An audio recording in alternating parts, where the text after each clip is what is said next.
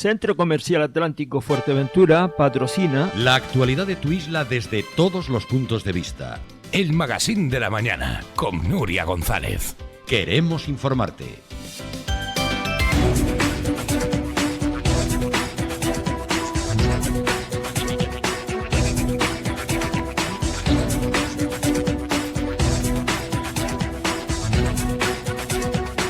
Bueno, 55 ya los minutos que pasan sobre las 8 de la mañana y tenemos con nosotros, como decíamos, al expresidente del Gobierno de Canarias, secretario general, máximo dirigente del Partido Socialista en Canarias. Nos hemos encontrado la pasada semana en el pleno de investidura en el Parlamento, pero es verdad que debido a las intervenciones y a lo frenético que es esa jornada, no tuvimos oportunidad de poder hacerle una entrevista. Ángel Víctor Torres, bienvenido. Muchísimas gracias.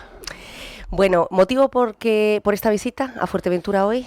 Bueno, estamos en la última semana antes del 23 de julio y después de semanas intensas en el que tuvimos un debate de investidura para el gobierno de Canarias, pues tenemos que intensificar nuestra agenda en el sentido de poder explicar lo que queremos para nuestro país y para Canarias en los próximos 4 años, y también esa es la razón por la que visito hoy Fuerteventura. Uh-huh.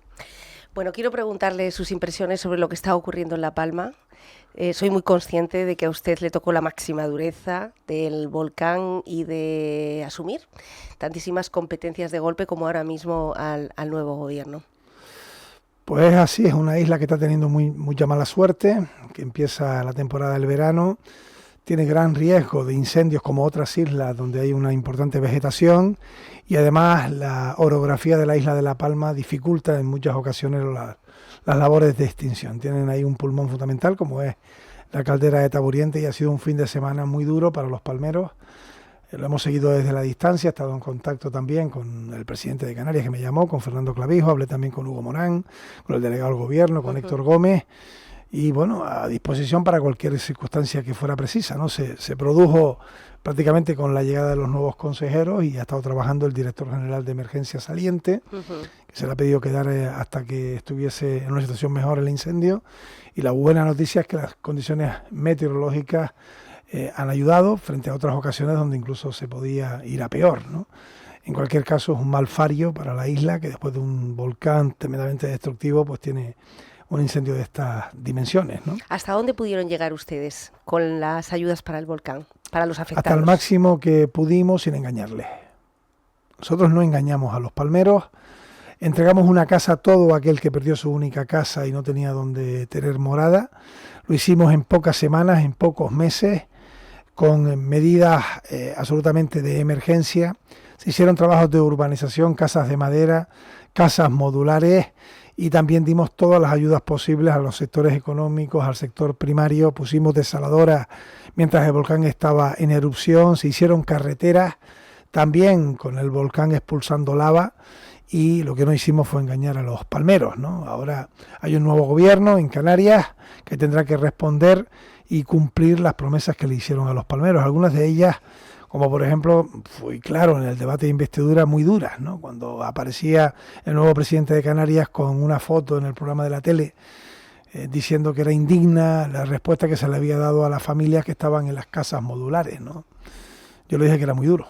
Si eran indignas esas respuestas, ya es presidente, ya tiene gobierno, y por tanto espero que esta misma semana, si puede ser, les dé otra respuesta habitacional, porque lo que no se puede es arrancar el voto con la demagogia, el populismo y el dolor de la gente, ¿no? Uh-huh. Todo esto me imagino que llevó y sigue llevando una ayuda por parte del Estado. Es decir, en este caso el Estado, como no puede ser de otra manera, no se puso de espaldas, ¿no?, al tema de La Palma. Tengo que reconocerle que eché de menos en el debate, en el cara a cara, seguramente usted también, cuando se hizo un auténtico inventario de aquellas fatalidades por las que había tenido que pasar Pedro Sánchez. No se mencionó Cumbre Vieja, no se mencionó la situación de los canarios, quiero pensar que por despiste. Pero en este caso todavía quedan ayudas pendientes. Han llegado, este Consejo de Gobierno, ¿no? Han llegado más de 600 millones de euros a la sociedad palmera, ¿no? Ayudas directas, ayudas del Gobierno de Canarias, vivienda también, seguros para las viviendas, que algunos dicen que es dinero privado, es un consorcio público. Han llegado aportaciones que se ha conseguido de la Unión Europea para que el sector del plátano pudiera recibir las ayudas sin producir. Se ha hecho un esfuerzo importantísimo. Y sí, quedan partidas en el presupuesto del año 2023, que ahora se pone énfasis porque hay una campaña electoral, diciendo no, que nos transfieran.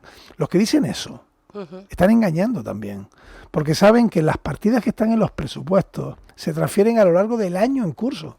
Estamos en el año 2023 y esas partidas vendrán a Canarias, esas y todas las demás. Muchas de ellas llegaban, estando nosotros en el gobierno de Canarias, en el mes de agosto, septiembre, octubre, noviembre. Que hay unas elecciones a mitad de año, no afecta al presupuesto. Lo que tiene que hacer el nuevo gobierno, sea de un color o de otro, el que sea, yo espero que sea el Partido Socialista, es continuar con un presupuesto ya aprobado. ¿Qué sentido tiene ese dramatismo? Esa siempre poner las culpas en los demás. Bueno, pues lo que han hecho algunos, ahora están en el gobierno de Canarias, yo lo que espero es que actúen y pongan los fondos desde el gobierno de Canarias para la isla de La Palma, ¿no? Que prometieron, repito. A la hora de, y terminamos este tema de La Palma, pero a la hora de orquestar todas esas ayudas, personas, como decíamos, que se habían tenido que trasladar a Punta Gorda porque habían perdido su casa por lo sucedido con Cumbre Vieja, ahora se vuelven a quedar sin casa. Sí. La mayor parte de la complejidad es porque eran casas que no estaban registradas, ¿no? Bueno, pues las familias han ido construyendo y alrededor de ellas sus hijos y demás. ¿Cómo ha sido todo ese expediente, todo ese proceso? Complicado porque hay que buscar siempre dentro de los márgenes de la ley, y cambiar una ley lleva tiempo y no es fácil, el que pudieran tener derecho a una subvención o una respuesta habitacional, teniendo siempre una respuesta que la ley permite, ¿no? Y es complicado porque la isla de La Palma es una isla que se ha dedicado fundamentalmente al sector primario, en el que la autoconstrucción ha sido la norma, en el que hay circunstancias que también el volcán debía llevar consigo una reconstrucción, yo lo planteaba, modélica, sostenible, organizada, donde tuviésemos un ciclo del agua integral, donde tuviésemos también un sistema de saneamiento que en muchas zonas no existen, pero ese es el drama también de una isla, como digo, fundamentalmente dedicada al sector primario, no al sector turístico, ¿no? Ahora todas las ayudas serán pocas, pero lo que sí sobra, repito, en la isla es demagogia y populismo, ¿no? Y aquí yo siempre apelé, y van a contar con nosotros, van a contar con el Partido Socialista, al sentido de Estado, al apartar pues afirmaciones partidarias, el hacer uso, como digo, del dolor para arrancar votos, y creo que lo hicieron algunos y ahora tendrán que dar cuenta.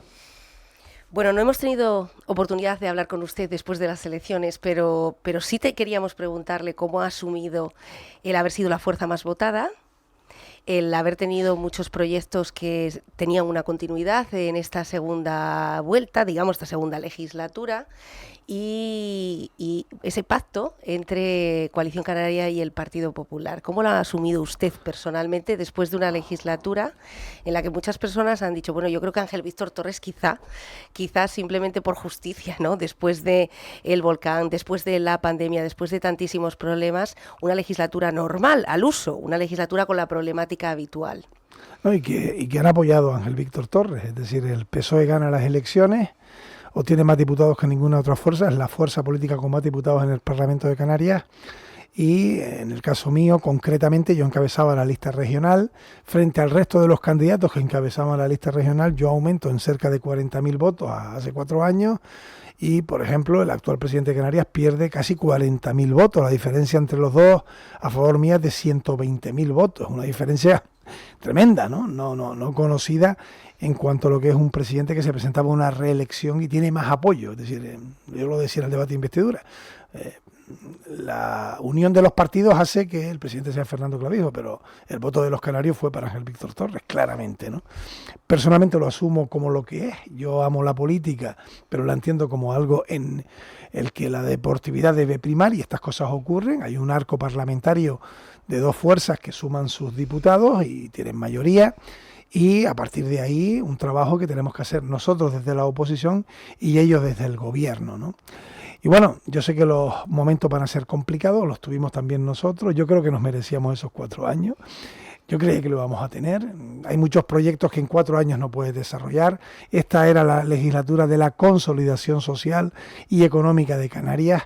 Canarias tiene mejores parámetros, mejores datos que hace 4 años, sin ninguna duda, porque hay más empleo, hay más gente que ha salido del paro, hay más inversión extranjera, hay turistas que están gastando más que en otros ejercicios, más que nunca, hay una inversión en energías sostenibles evidente, hemos apostado por la educación pública, los datos de dependencia son los mejores en la historia de Canarias y bueno, hay algunos en el nuevo gobierno que intentan negar la verdad y la evidencia, ¿no? Y en ese sentido ahora les toca a ellos gobernar. Yo decía que ya no son oposición a la oposición, sino que tienen que hacer las cosas dando cuenta a los canarios y de entrada hoy se va a aprobar el primer Consejo de Ministros, de Gobierno, perdón. Gobierno, sí. Y hemos conocido ya una previsión de la estructura y son más de 30 cargos que aumentan frente a la estructura nuestra, ¿no? Es necesario 30 cargos directos más, porque serán más de 30. Los 30 estamos hablando de la estructura del gobierno, luego hay secretarios generales, hay jefes de servicio, yo creo que no es necesario. ¿Van a pedir ustedes explicaciones sobre ese aumento? Bueno, se lo vamos a trasladar a los canarios, que sepan que hay un gobierno que acaba de llegar y que le va a ser el más caro de la historia de Canarias, el más caro. Puede costar más de, o sea, 1 millón de euros más al año, mucho más de 1 millón de euros que lo que costábamos nosotros, ¿no? Bueno, pero ¿pedirán explicaciones sobre qué competencias van a tener? Indudablemente, porque hay una cosa que no terminamos de entender. ¿Qué sentido tiene coger una consejería y dividirla en 3? O sea, hay consejerías que han funcionado, que tienen su estructura administrativa, técnico y jurídica, y ahora la distribuyen en 3. O sea, nosotros defendíamos, por ejemplo, la viceconsejería de deportes. Era importante tenerla, pero ya teníamos una idea, viceconsejería de deportes y juventud, y una dirección general. Ellos no, ellos hacen la viceconsejería de actividad física y el deporte, luego una dirección general de deporte y una segunda dirección general de deportes autóctonos. 3 cargos, cuando antes había 1. Yo creo que no es necesario. No se solucionan los problemas poniendo más cargos políticos y más personas en las consejerías, ¿no? Yo creo que no es lo que se prometía cuando hablaban de adelgazar la administración y ser más rápidos, ¿no? Después de las elecciones, en ese momento tan importante, casi tan importante como la asistencia a las urnas, que son los pactos postelectorales, ¿nunca se barajó un gobierno entre el Partido Socialista y coalición? No, porque estaba cerrado. Podrán decir misa, podrán contar lo que quieran. Estaba cerrado antes de las elecciones. También tengo que ser claro, si hubiésemos sumado los grupos, los partidos del progreso, hubiésemos cerrado un acuerdo. Estaríamos discutiendo quién llevaba una consejería, quién otra, igual que les ocurrió a ellos. Pero antes de votar ya había un preacuerdo entre Coalición y el Partido Popular que si sumaban junto a cualquier otra fuerza, pues sacarían al Pacto de las Flores del gobierno de Canarias. No tenían mucho pánico a que el Pacto de las Flores tuviese 4 años más. Porque es que después de 26 años de presidir Coalición Canaria, nuestra tierra, por cierto, desde el año 92, justamente desde que ellos llegaron a la presidencia, hemos ido perdiendo productividad. Dicen ahora que la estamos perdiendo los 4 años. No, desde el año 92 hemos ido perdiendo productividad y perdiendo la renta media frente a otras comunidades. Todos esos años ahí están los datos, claramente de esa pérdida de productividad, pero en estos 4 años se han puesto cimientos importantísimos de estructura social. Y repito, ya podrán decir lo que quieran, pero el máximo responsable de los gerentes de derechos sociales reconoce que Canarias ha hecho un trabajo impresionante en el último año. El informe de la pobreza reconoce que en los últimos 4 años ha funcionado el escudo social en Canarias. ¿Hay pobreza? Sí, pero hay menos. Y los datos de empleo, los datos de bajada del paro y de la economía están ahí. Lo dicen, por ejemplo, las entidades financieras, que son poco sospechosas de ser, por ejemplo, del Partido Socialista. Son independientes y reconocen la buena labor económica desarrollada. En el caso de Fuerteventura, ¿qué opina sobre el pacto que ha cerrado su compañero Blas Acosta? Bueno, creo que es un acuerdo necesario, en el que también participé como secretario regional, dando no solamente el apoyo, sino también interviniendo directamente, y creo que es un acuerdo de progreso también, entre una vertiente dentro de Coalición Canaria mucho más cercana a las tesis progresistas que en otras islas y el Partido Socialista, y por tanto me alegré de que las negociaciones finalmente fructificaran y estoy convencido que va a ser un pacto estable. Este va a ser un pacto estable en el que más me voy a implicar para que lo sea y un pacto que va a dar sus sus resultados. ¿Va a ser complicado gobernar con Coalición Canaria en Fuerteventura y en los 6 ayuntamientos y ser oposición en el Parlamento de Canarias? No, porque creo que con el partido de Coalición Canaria de Fuerteventura, con lo que era Asamblea Majorera, tenemos una muy buena relación histórica entre el Partido Socialista y Asamblea Majorera. No la hemos tenido con otras agrupaciones independientes de otras islas, por razones diversas, y no va a haber ninguna dificultad. Creo que vamos a compartir seguramente más cosas en Fuerteventura, Partido Socialista y Coalición Canaria de Fuerteventura, que a lo mejor algunas cuestiones entre Coalición Canaria y Partido Popular, ¿no? Porque, por ejemplo, nosotros defendemos el tener los recursos suficientes para el estado del bienestar, ¿no? Y que tengamos educación pública, sanidad pública, con recursos que vengan, lógicamente, de que paguen más los que más tienen. No es eso lo que defiende el Partido Popular. Uh-huh. ¿Cree usted que este gobierno llegará hasta el 2027? No lo sé, la historia dice que no. La historia dice que los pactos entre el Partido Popular y Coalición Canaria, ni uno solo, ha llegado al final del camino. Anuncian una bajada del IGIT del 7 al 5, luego la matizan, dicen que van a adelgazar la administración, aumentan el número de consejerías, afirman que no van hacia los extremos, pero el Partido Popular está pactando con Vox en las distintas comunidades, afirman que tiene que gobernar la lista más votada. En Canarias eso se lo pasan por donde todos estamos pensando, dicen una cosa y hacen lo contrario, y yo creo que la ciudadanía no es tonta, aunque algunos lo puedan creer, ¿no? Yo estoy preocupado, repito, porque necesitamos tener esos recursos para seguir manteniendo, por ejemplo, el que tengamos una sanidad que se la merece Fuerteventura, acorde a la población y también a las insularidades que tenemos en Canarias, también la educación, también la apuesta por el territorio, y creo que había un camino ya transado por el gobierno anterior que creo que se va a fracturar con el nuevo gobierno. Este gobierno ha inaugurado una nueva consejería que de momento está en veremos, ¿no? Que es la de reto demográfico, que además tiene a un majorero, en este caso a don Manuel Miranda, al frente. Nos contaba además a pie del aeropuerto, porque se trasladaba la toma de posesión, pero luego tuvo que desviar su vuelo hacia La Palma, porque allí es donde estaba la urgencia.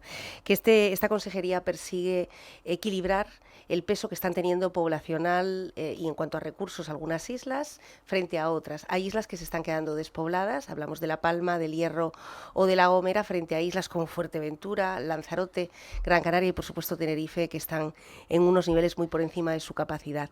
Quizá ha sido esta la asignatura pendiente de este gobierno, definir qué modelo de sostenibilidad, de crecimiento quiere ser Canarias. No lo va a hacer la Consejería de Reto Demográfico, es que el modelo no se hace desde arriba. Es decir, las personas que vienen a trabajar, por ejemplo, a Fuerteventura o a Lanzarote, quienes se han convertido en nueva población, incluso en residentes de estas islas, lo han hecho atraídos por una economía, por una apuesta, por el turismo, por una calidad de vida superior, y las islas que han ido perdiendo población, que la que más, lógicamente, es la isla de La Palma, ha apostado claramente por un modelo económico casi único, que creo que también es erróneo. Es un error que todo sea turismo, es un error que todo sea sector primario, ¿no? Yo creo que estaba bien cubierta la situación del debate sobre el reto demográfico con la Comisión de Estudios. Yo no veo una consejería. Creo que va a tener más contenido en otras cuestiones, ¿no? Y por tanto, ¿cómo vas a legislar y desde el gobierno controlar que te vaya más gente a una isla que a otra? Yo no sé cómo se hace eso, sinceramente, ¿no? Y además he leído una entrevista reciente de que eso de hablar de poner límites es imposible, o sea, con lo cual, ya me dirán ustedes, en Lanzarote hay una presión de poner límite a la llegada de los turistas. El presidente de Canarias ha dicho que él no lo ve, ¿no?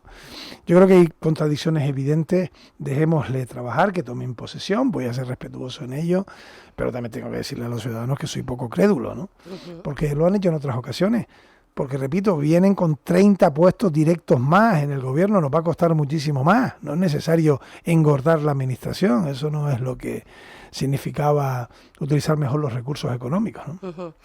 Quizá pues hay prácticas, ¿no?, de la España deshabitada, porque siempre hablamos de la España despoblada, pero nos olvidamos que en Canarias también tenemos islas así que tienen incentivos, incluso fondos europeos que están atrayendo a familias para esa reconstrucción, para esa rehabilitación y para ciertos negocios. Quizá sea ese el objetivo, no lo sé. No, y también dentro de cada isla, ¿no? Hay islas que tienen un aumento poblacional, pero fundamentalmente en su zona de la costa, en la zona más turística, pero en su interior, en los corazones de esas islas, hay municipios que se despueblan, ¿no? O sea, hay problemas en Vilaflor, como lo puede haber, por ejemplo, en Artenara, por hablar de las dos islas con más población, pero también lo hay en Antigua y lo hay también en Aría, ¿no? Es decir, tenemos que ver realmente cómo son las circunstancias en cada lugar y tener un debate sosegado. ¿Hace falta una consejería para esto?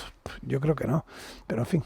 Turismofobia es otra de las palabras que salió, y hasta en 3 ocasiones, en ese debate de investidura, en ese discurso o petición de confianza que ocurría esta semana en el Pleno por parte del actual presidente. Turismofobia es una palabra arriesgada, es una palabra peligrosa que nos lleva automáticamente a pensar en vivienda vacacional. ¿La vivienda vacacional necesita una regulación extra? Sí, y no tiene que ser esto relacionada con una demonización del turista, ¿no? Fueron precisamente en estas islas, en Lanzarote primero, luego en Fuerteventura, en las que en los años 60 llegó las primeras plantas desaladoras, que eran fundamentalmente para el campo, pero que se utilizaron para justamente el ambiente urbano y a partir de ahí el desarrollo turístico. Si las desaladoras hoy no tendríamos, sin desalar agua, hoy no tendríamos el boom turístico que tuvimos en los últimos 20 años del siglo XX, 30 años del siglo XX y en estos momentos, ¿no? Por tanto, se han utilizado bien las energías sostenibles y hemos conseguido tener 14, 15, 16 millones de turistas en un año. Yo nunca he hablado de turismofobia, han sido otras formaciones políticas. Yo, al contrario, he afirmado claramente que eso es un error, que podemos conseguir más recursos con menos turistas, que el ejemplo está en el año 22, hubo menos turistas y 2.000 millones más de ingresos en la sociedad canaria, que esto se tiene que hacer con criterios de excelencia, de apostar por estándares de calidad en los edificios nuevos que se construyan, las apuestas por las energías limpias, la autosuficiencia energética por cada una de las islas, y vivir sin el turismo sería condenar a esta tierra a pasos atrás, ¿no? Uh-huh. Hablamos de agua y hablamos de uno de los principales problemas de esta isla. Señor Ángel Víctor Torres seguramente lo conoce de sobra, pero no puede ser que gobierne quien gobierne a la población. Yo creo que esto es un tema ya que es un matiz tengamos y seguimos teniendo. Nos lo están contando ahora mismo a través de nuestro WhatsApp, nos lo están contando ahora mismo a través de las redes sociales. Seguimos sin agua y no hay solución, esté quien esté al frente del gobierno. Se fue Lloret, vino Lola, vino Blas, seguimos 8 días sin agua. Nos lo está contando además agricultores, que son las personas a la angustia que puede vivir una familia, y mucho más si tiene niños o personas dependientes. Imagínense tener una tierra en un futuro en el que Fuerteventura ha vuelto a confiar, que es el sector primario para muchas familias, y no tener agua. Vamos a ver, ¿Qué se puede hacer desde el gobierno? La energía de cada isla, y en este caso estamos hablando del abastecimiento de agua, de la energía para el consumo eléctrico, tiene que nacer de una concreción y de una habituación desde el punto de vista administrativo que haga que esa isla tenga un proyecto definido. Es decir, los problemas del agua de Fuerteventura ahora no son de ahora se están viendo o evidenciando con mayor gravedad. Pero el asunto es, ¿ha habido una organización durante los últimos 25 o 30 años? ¿Se han ido dando los pasos para que, por ejemplo, la desalación llegue a todos los municipios? ¿Se han puesto las plantas suficientes? ¿Los ayuntamientos han cedido los suelos para poder conseguir justamente esas plantas de desalación? Lo mismo hablo de la energía fotovoltaica, eólica, la energía de saltos de agua. Es decir, si no somos conscientes de que es imposible, lo digo con sinceridad, tener autosuficiencia, si no apostamos precisamente por ella, seguiremos dependiendo del exterior. Y el problema que tiene Fuerteventura es que ha ido caminando en población, es una isla grande, en extensión, en importancia y en todo, pero tiene que tener una definición estratégica valiente para que no tenga las dificultades que tiene. Estamos hablando de una de las islas que tiene seguramente el mayor riesgo, junto a Tenerife, de un cero energético. Fuerteventura, Tenerife, que tiene problemas importantes en el abastecimiento de agua, ¿no? Y por tanto lo que hay que hacer es requerir, y estoy convencido que en ello caminará el Cabildo de la isla. Nosotros lo haremos también desde la oposición en el Parlamento de Canarias para una autosuficiencia energética consensuada y hablada con los vecinos, pero teniendo claro que tenemos un problema que resolver. ¿Y eso pasa porque se nos inunde la isla de manera descontrolada de fotovoltaicas o eólicas? No, hay que hacerlo con lógica. Como digo, hablando con los vecinos, con los pescadores si queremos poner eólica en mar, hablando con los agricultores si queremos utilizar suelo rústico para eólica en tierra, hablando con los mismos si queremos hacer una planta de almacenamiento. Pero lo que está claro es que sin hacer actuaciones no tendríamos. Y tenemos que hacerlo sabiendo que en cualquier apuesta por las energías renovables hay un coste que tienes que pagar, lógicamente, pero mucho más es seguir quemando gasoil, muchísimo más. Yo vengo de una isla como Gran Canaria, vengo de ser presidente de Canarias, pero antes lo fui vicepresidente del Cabildo de Gran Canaria y aposté junto al presidente claramente por el salto de Chira-Soria, que están las obras en ejecución, y la isla también ha apostado por la eólica en mar, pactándolo una distancia, pactándolo en unas circunstancias, en qué tiempo. Yo creo que Fuerteventura tiene que también avanzar en ese diálogo sosegado entre las administraciones y los propios majoreros, porque son ustedes los que tienen que definir su propio futuro. Pero también soy claro, yo creo que el futuro no puede ser depender de otras islas, es imposible. Porque cada isla tiene una población determinada y no te va a poder suministrar islas con menos población, energía, a islas con más habitantes, ni quemando, como digo, energías fósiles. Uh-huh. Supongo que está informado sobre la reunión que organizaba Estelfuer, que ahora está comandada por Guacimara Cabrera, del Oasis Wildlife, que reunió pues a todos los agentes políticos, institucionales, colectivos, etcétera, para pedir una prolongación de ese periodo de alegaciones que expiraba pues ya prácticamente esta semana. Creo que era el último día en el que Fuerteventura podía presentar alegaciones. Además, un plan que se presenta en medio de un proceso electoral, prácticamente las últimas semanas, y donde nuestros representantes estaban ocupados de otra cosa y no precisamente de esto, ¿no? ¿Cree usted que se conseguirá por parte de Fuerteventura, aprovechando esta alineación que hay ahora? Sí, yo creo que las propuestas siempre de tener más tiempo para presentar alegaciones que no lleven consigo el que decaiga la iniciativa legislativa pertinente no viene mal, es decir, al contrario, yo soy de los que siempre defiendo, y tienes razón, ha habido un periodo electoral, estamos en una época de verano, todo aquello que se pueda alargar y lo permita la ley, bienvenido sea. También diciendo que hay que acometer los problemas, es decir, si tenemos un problema no se va a resolver mirando para otro lado. Y hay islas que tienen un problema energético, que tienen un problema acuífero, que tienen un problema en las energías, y hay que enfocarlo con valentía, ¿no? Uh-huh. Bueno, una de las cuestiones que también ha estado en el punto de mira en esta legislatura ha sido costas. Se ha peleado mucho, se ha peleado desde el gobierno, se ha peleado desde los trabajadores del Oliva Beach, los trabajadores del Tres Islas.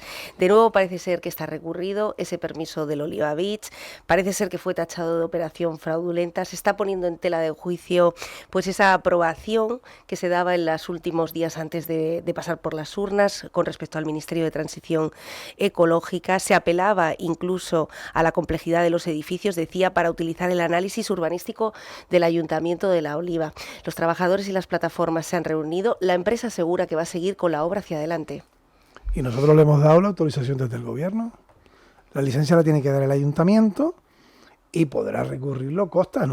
Yo no me he escondido ni he engañado a nadie. He dicho claramente que era mejor que Costas estuviese en manos del gobierno de Canarias que en manos del gobierno de España para este conflicto. Uh-huh. ¿Que hay un conflicto? El conflicto nunca lo he escondido. Es más, recuerdo Fitur, año 2023, estaré en Madrid y decir, oye, tenemos una dificultad con el gobierno de España, no descartamos tener que ir al Tribunal Constitucional, y se han dado los pasos oficialmente requiriendo desde la Viceconsejería de Presidencia al Gobierno de España para que debatamos donde entendemos que están las competencias de esas disposiciones que son las que rigen los espacios como el Oliva Beach o el Tres Islas, que entendemos está en manos del Gobierno de Canarias. Nosotros, con los informes favorables del Gobierno de Canarias, hemos dado la autorización de la licencia. El expediente fue caducado. Fue una buena noticia para lo que era el desarrollo de las posibles obras, y ahora, pues, lógicamente los gobiernos tienen cada uno sus posibilidades y sus competencias. Yo espero que esto se aclare de una vez y que podamos tener ya definitivamente una solución, que vuelvo a repetir, como ocurrió en su momento con el Oliva Beach, de haber dado las licencias en en el tiempo estipulado, que eran 6 meses, no estaríamos hablando de esto.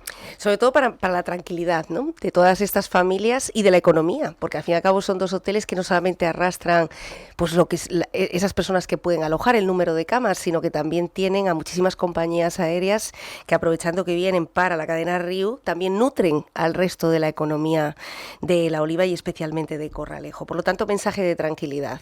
Sí, repito, el Gobierno de Canarias ya ha dado un paso reglado, que es la autorización. El Ayuntamiento va a dar la licencia, las obras la comenzarán la empresa, pero eso no quita que pueda haber Gobierno de España u otras administraciones, incluso colectivos medioambientales, que puedan presentar los recursos pertinentes. Nosotros lo hemos dado porque tenemos los informes jurídicos favorables con el Gobierno de España. Ellos entienden que esa competencia es suya, nosotros entendemos que es nuestra, y el único órgano que podrá dilucidarlo si no nos ponemos de acuerdo, y va a ser complicado que se ponga de acuerdo Gobierno de España, Gobierno de Canarias, es el Tribunal Constitucional. Pero entre tanto, las competencias están en el lado de Canarias y eso es bueno. Con más motivo como para haber elegido crear una consejería de costas, que es algo que siempre ha defendido. Yo creo por que cierto, si era necesario crear una dirección general, al menos específica, una vez que tenemos esa competencia en manos de Canarias, ¿no? Eso estaba más que con tantos temas justificada, pendientes, ¿no? Sí, eso estaba más que justificado, era lógico, y luego nosotros aplaudimos que haya una dirección general como una viceconsejería de deporte. Lo que no entendemos es que luego se multiplique por varios, ¿no? Una cosa es que haya una dirección de costas y otra es que haya 3 órganos que luego dependan, o 3 direcciones generales, ¿no? Por tanto, sí es necesario que tengamos un equipo, una estructura y unos funcionarias específicos. Con el bagaje que usted ha acumulado, al menos ya en los últimos 4 años, ¿fue tocado por Pedro Sánchez? Bueno, ¿elegido? ¿Atanteado? Yo estuve en Madrid una semana y poco después de las elecciones municipales y autonómicas. Él me lo pidió que fuera y me llamó que si podía acercarme a Madrid. Estuve con él un par de horas hablando en privado, y bueno, él quería que estuviese en las listas, pero también dijo, oye, lo que hagas me va a parecer bien, hemos trabajado siempre juntos. Y yo le expliqué que creía que mi sitio era el Parlamento de Canarias, aunque estamos en la oposición, que irme al Congreso de los Diputados era renunciar, no son compatibles al Parlamento de Canarias, son cerca de 300.000 votos lo que he recibido. Y bueno, yo he estado en la oposición, y él lo entendió y lo respetó, ¿no? Y ahora hay otros compañeros, Loli Corujo, en este caso, que encabeza la lista por Las Palmas, y también pues candidatos que van al Senado, como Paloma Hernández por la isla de Fuerteventura, y estoy justamente aquí haciendo campaña por ellos, porque son magníficos compañeros y que harán un gran trabajo en las Cortes. Margarita Robles, la ministra de Defensa, ha visitado hoy el regimiento Soria. ¿No puede entenderse esto como un acto demasiado de campaña, no habiéndolo hecho en los últimos 4 años? Bueno, estuvo hace poco también en Las Palmas, ¿no? Ha hecho algunas visitas, no desconozco la razón de su estancia, pero bueno, yo creo que vengan los ministros siempre es bueno, y en estos 4 años han venido muchos ministros, ¿no? No es el caso de la Isla Majorera, pues señor mal, Ángel Víctor Torres. Pues mal, porque creo que si me das a optar entre que vengan o que no vengan, prefiero siempre que vengan, ¿no? Y yo creo que en estos 4 años, frente a algunos que están siempre criticando al Gobierno de España, que le da la espalda a nuestra tierra, hemos conseguido cuestiones que no consiguieron ellos, ¿no? Y por ejemplo, la Comisión Bilateral, que es la que solventa los problemas entre las 2 administraciones, no se había convocado en 12 años. O sea, si estás todo el día diciéndole a los periódicos que Madrid nos maltrata, ¿por qué no convoca la comisión que dice el Estatuto de Autonomía de Canarias para solventar esos problemas? Nosotros hemos solventado muchísimos problemas en estos 4 años pasados, desde el convenio de carreteras a tener las transferencias en costa, el uso del superávit, las ayudas a los autónomos y a las pymes, que fue la más importante de nuestra historia, la cantidad económica más alta de todas las comunidades para las energías sostenibles, es decir, muchísimas dificultades. La RIC, le dimos un año más que nunca se le había dado. Oye, ¿pudimos conseguir más? Seguramente, pero otros que berreando y peleando y gritando consiguieron bastante menos, ¿no? Yo creo que estamos en una época en la que hay que conseguir soluciones. Queda pendiente de toda de todo ese listado que usted mencionaba como grandes hitos, que lo son, el tema de la migración, el tema de la inmigración. Hubo una auténtica batalla siendo Blas Acosta, que hay que recordar que aterriza en la presidencia del Cabildo de Fuerteventura, e inmediatamente llega una pandemia e inmediatamente una ola migratoria muy, muy violenta y muy severa, donde es el presidente, este presidente socialista, el que plantea al señor Escrivá que con los fondos del Cabildo le permita construir una zona para poder alojar a estas personas en condiciones, en unas mínimas condiciones. Bueno, ya sabemos cómo acabó ese capítulo, con un ministro saliendo por la puerta y no volviendo a Fuerteventura. Ha sido la inmigración también otra de las grandes asignaturas, y quiero expresarle, señor Ángel Víctor, que aquí pues ha quedado en el dolor de muchas de las personas que sea el presidente del Gobierno de España quien se aloje de vacaciones en la isla, y que en ese mismo mes, cuando está aquí, hayamos recibido pateras que también tienen personas fallecidas y cadáveres, y que el presidente no se haya trasladado atravesando 15 minutos un estrecho de la Bocaina. Es decir, esto es difícil de entender y difícil de entender que a día de hoy, año 2023, sigamos sin unas instalaciones mínimamente dignas. ¿Qué hubiera sido sin el apoyo de las ONGs o de esa nave del queso que fue denunciada por organizaciones internacionales? Bueno, yo creo que más importante que vengan los políticos, y yo he estado en el muelle de Reguineguín, he estado aquí en Fuerteventura, he estado en más sitios, es que los políticos no pongan pegas para que en sus municipios, en sus islas o en su comunidad se responda dignamente a la inmigración. Y ha habido presidentes autonómicos que cuando salían en aviones inmigrantes a sus comunidades decían que tenían que ser devueltas a Canarias. Y pongo algunos ejemplos. Por ejemplo, se ocurrió en Andalucía, por poner un caso. Hubo representantes insulares y alcaldes que ante cualquier actuación del Gobierno de España o el del Gobierno de Canarias solo ponían pegas. Este sitio no vale, pues dime qué sitio, búscame una alternativa. No, es que este sitio es inhumano. Peor es tenerlos tirados en el muelle, ¿no? Dejarlos a su suerte, bajo la intemperie. Es decir, yo vuelvo a repetir, debemos apartar de la lucha partidaria el fenómeno migratorio. Esto es cíclico. Y ahora tenemos una bajada de un 40%, pero volverá otra vez a tener Canarias repuntes migratorios. Tenemos una oportunidad de oro. Son estos 6 meses de presidencia de la Unión Europea y de Canarias, de la Conferencia de Presidentes, para un pacto de asilo e inmigraciones que haga que todos los Estados miembros, que somos 27 países de la Unión Europea, estemos obligados a que la inmigración sea recolocada en los 27 países y no que se queden en los territorios frontera. Cuando nosotros tuvimos justamente en el verano del año 20 ese fenómeno migratorio, no había nada, pero nada es nada. Para los menores no acompañados tuvimos que abrir decenas de recursos de manera extraordinaria y emergente. Para los mayores tuvimos un fin de semana cerca de 3.000 personas en el muelle de Reguineguín. Dimos los colegios desde el Gobierno de Canarias.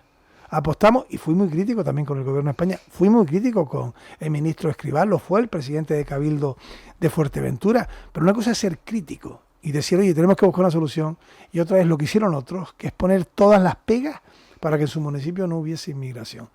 Y esto es lamentable, porque yo fui alcalde en el año 2003, hace 20 años, de un municipio del norte de Gran Canaria.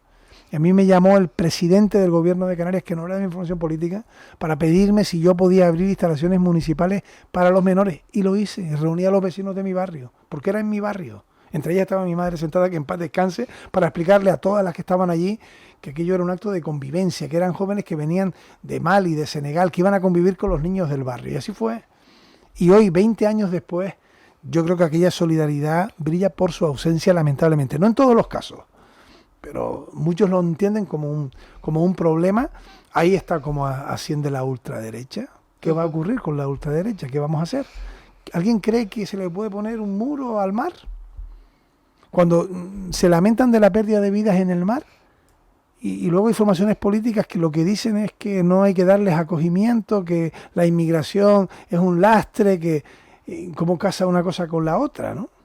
Es como cuando tú defiendes que la mujer tiene que estar protegida, y hay partidos que niegan la violencia machista, y hay quienes pactan con esos partidos que niegan la violencia machista.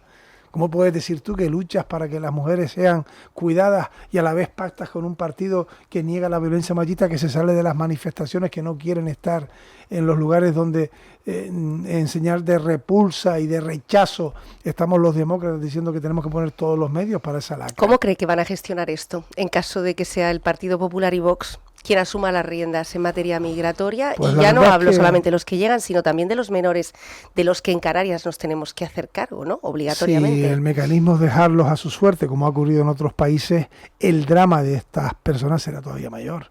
Hemos visto cómo hay países de la ultraderecha que han cerrado la posibilidad de acoger en sus puertos a barcos que venían huyendo en el Mediterráneo. ¿Vamos a hacer exactamente lo mismo en Canarias? Es que esa es la visión que se tiene del futuro. Hay que invertir en origen, hay que hacer que vengan los recursos económicos. Tiene que hacerse que esa inmigración camine hacia Europa y hacia donde quieren ir. Hay que atacar a las mafias, pero hay que tratarlos como lo que son, seres humanos. No puede ser que haya quienes defiendan que hay que acoger a los ucranianos, niños. Por supuesto que sí, que por el conflicto bélico menores eran abandonados en sus fronteras, pero no hay que hacer lo propio con los niños negros que vienen de conflictos bélicos en África. Que vienen con un machete, que eso lo ha dicho el señor Abascal, es que vienen con un machete. ¿Cómo se puede afirmar tal cosa? ¿Cómo se puede hacer que en las redes aparezcan frases falsas, atribuyendo a inmigrantes atentados o actos terroristas o violentos que no han cometido? Y no pasa nada. O sea, el que es capaz de dar una falacia, una mentira, y mucha gente se la cree, tenemos que ir contra ello, porque si no la información, y tú eres una muy buena periodista, está herida.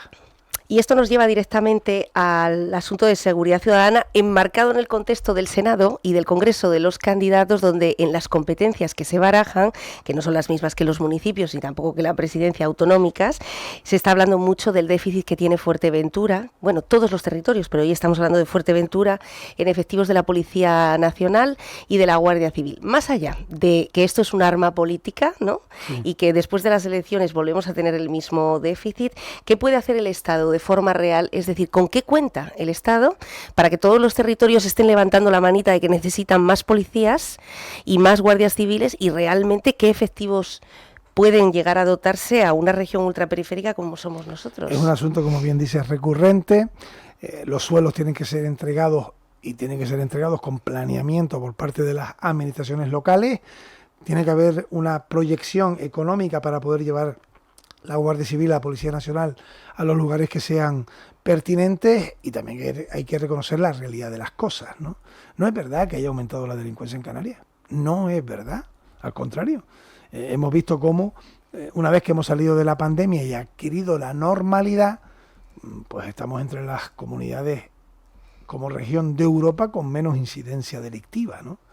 Cuando tampoco es verdad lo que algunos dicen, metiéndole miedo en el cuerpo a las personas, ¿no? Que aquí hay delincuencia permanente, que mueren todos los días personas. Migración, es decir, que hay una vinculación entre una cosa y la otra. Es absolutamente falso.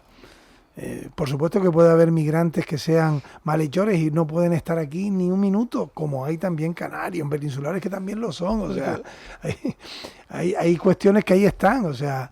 Demonizar a las personas por una cuestión determinada, religión, color de su piel o lo que sea, es absolutamente injusto, ¿no? Y por tanto Canarias es una comunidad segura, y están los datos, lo cual no quita para que, por ejemplo, islas como Fuerteventura demanden tener mejores instalaciones en seguridad. Bueno, Tarfaya ha sido uno de los anhelos también para los pequeños empresarios de Fuerteventura. Llevamos 20 años, que se dice pronto, hablando de Tarfaya. Ha sido una de las prioridades de Africagua, de todos los grandes foros.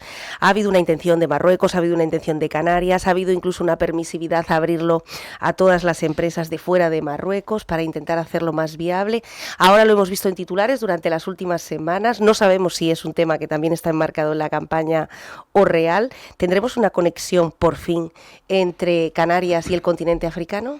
No tiene nada que ver con las elecciones. Yo estuve en Marruecos y tuve una reunión con el ministro de Transporte, y lo que me dijo fue claro: hasta ahora todas las licitaciones tenían que salir con empresas marroquíes.